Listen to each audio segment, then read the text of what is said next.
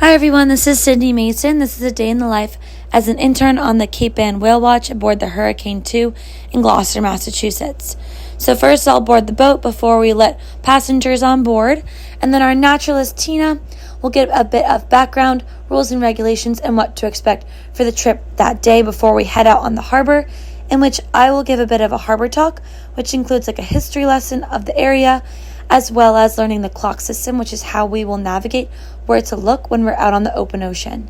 And while we're traveling to where the whales are, which could be about 10 to 30 miles out, close to Cape Cod, I'll go around with different educational tools like baleen or maps, and I'll be educating passengers about the types of whales we'll be seeing that day, which are likely humpbacks as they return back to these waters every single summer to feed.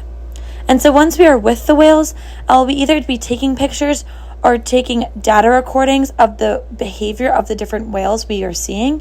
So whether that is if they're jumping out of the water, if they're breaching, or if they're fluking and showing us their tails, and how many whales we may be seeing. So this is a bit of a whale stampede, as we call it.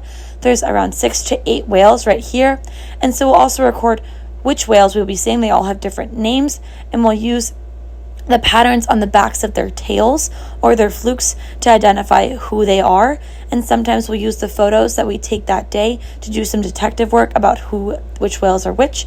And we'll do some matching games with guests on the way back before we head back to Gloucester.